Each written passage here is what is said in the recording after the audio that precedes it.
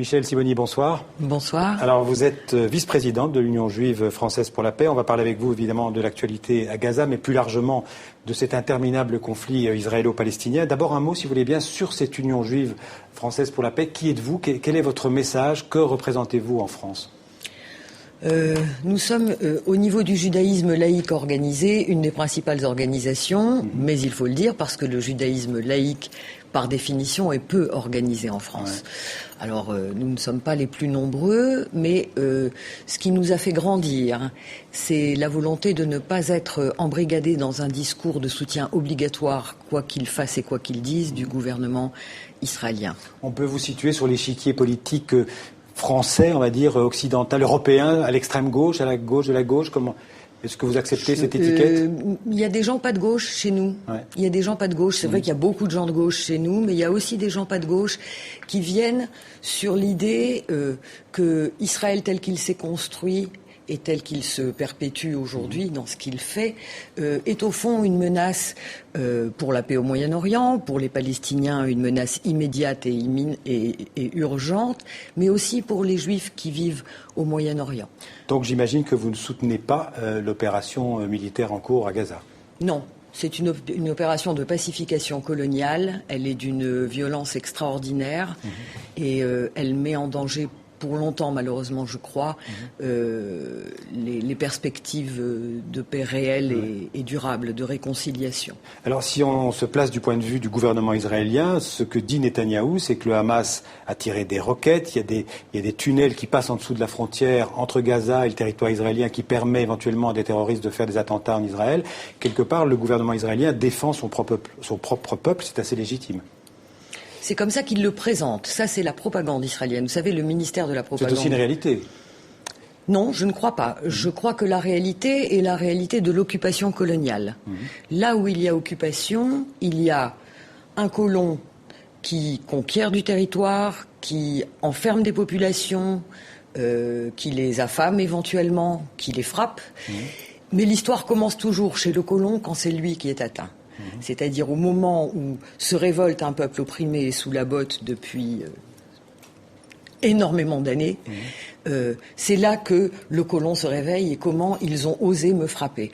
Mais les menaces, je parlais des roquettes du Hamas, elles existent. Les roquettes du Hamas viennent avec 7 ans de siège, 8e année entamée, et 7 ans de 1 800 000 personnes enfermées qui n'ont pas le droit de bouger. Je ne connais aucune situation dans le monde où une population enfermée ne creuse pas de tunnel pour survivre. Alors, quelle serait pour vous la sortie de crise d'abord de cette situation actuelle, de cette intervention militaire israélienne à Gaza ? Écoutez, étant donné la fuite en avant folle de ce régime qui, de nombreux experts politiques l'ont dit sur de nombreuses antennes, ne semble pas avoir de stratégie, c'est pas dans leurs mains qu'est un éventuel arrêt. L'arrêt ne peut venir que de l'international, d'une pression internationale. Pourquoi, par exemple, entend-on parler tous les jours, et à très juste titre, de sanctions contre la Russie sur ce qui se passe en Ukraine, et pourquoi ne mettons pas en place les sanctions dont on dispose dans le monde sur Israël pour l'arrêter ? Donc vous pensez que la communauté internationale, si elle existe, devrait menacer en tout cas Israël de sanctions, que les sanctions internationales, pour parler autrement, ne sont pas suffisantes pour faire reculer Israël ? Il n'y a pas de sanctions internationales contre Israël. Il y a un laisser-faire et même un soutien international au niveau des gouvernements qui a été donné à Israël, qui est absolument criminel. Je dirais presque au même titre que l'opération elle-même. Vous iriez jusqu'à dire qu'Israël doit négocier avec le Hamas. Le Hamas est un interlocuteur pour Israël.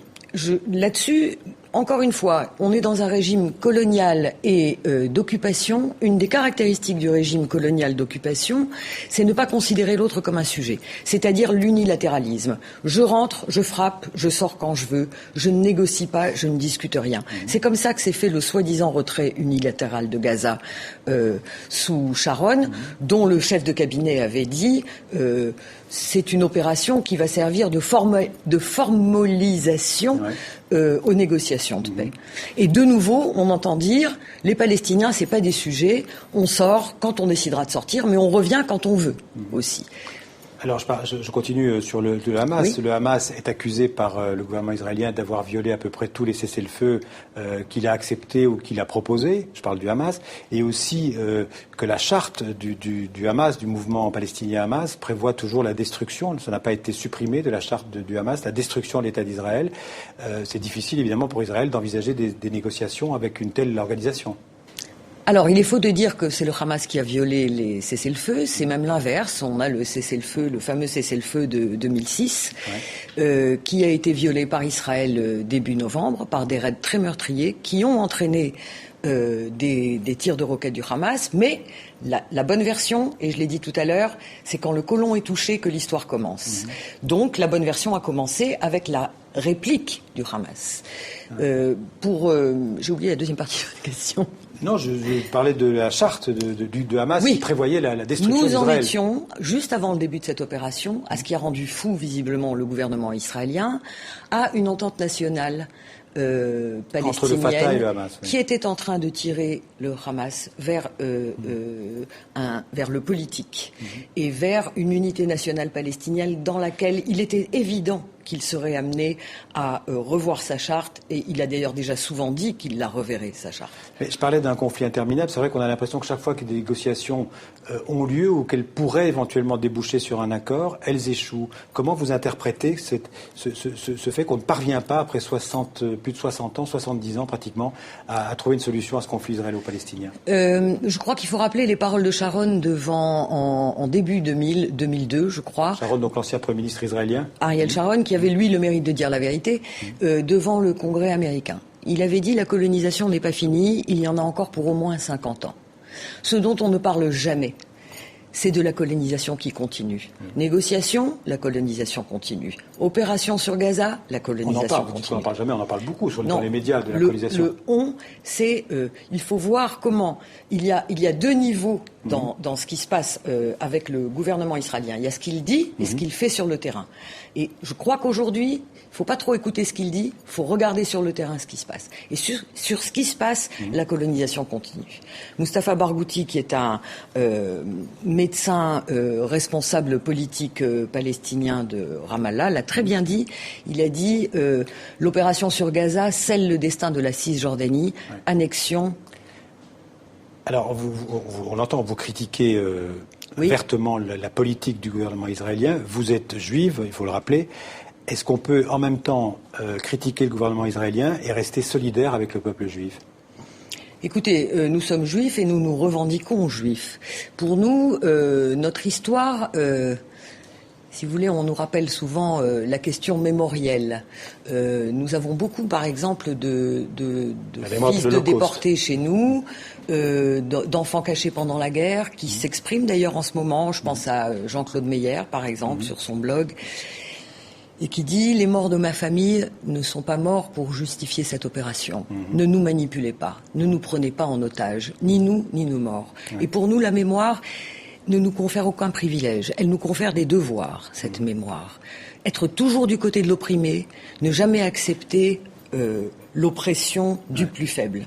Alors, question difficile pour terminer. Vous êtes un mouvement anti-sioniste, c'est-à-dire que vous refusez, en fait... Est-ce que vous iriez jusqu'à, comment dirais-je, remettre en cause la légitimité de l'État d'Israël?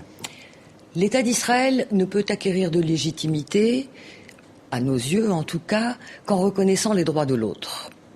Il a peut-être une forme de légitimité héritée de l'histoire de la Deuxième Guerre mondiale, mais cette légitimité ne peut lui être reconnue que s'il accepte de reconnaître l'autre. Et pour nous, l'avenir d'Israël repose dans sa capacité à devenir, par exemple, l'État de tous ses citoyens, comme la République française est l'État de tous ses citoyens. Est-ce qu'elle n'est pas pour le moment? Non, pas du tout, elle ne l'est pas. Les citoyens palestiniens aujourd'hui sont ratonnés dans les rues par des bandes.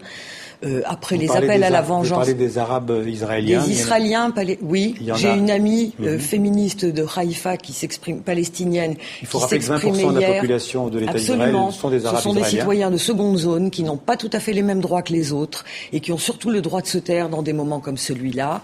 Et j'ai une amie palestinienne qui témoignait hier sur un Facebook en disant J'ai peur de parler arabe dans un autobus. J'ai dû enlever un t-shirt où il y avait marqué des mots en arabe parce que l'ami qui venait me voir m'a dit enlève-le, c'est dangereux en ce moment. À Haïfa qui est une des villes où les choses se passaient le mieux. Merci Michèle Sibony pour votre témoignage. Je rappelle que vous êtes vice-présidente de l'Union juive française pour la paix. Merci d'avoir été l'invité du 64 minutes.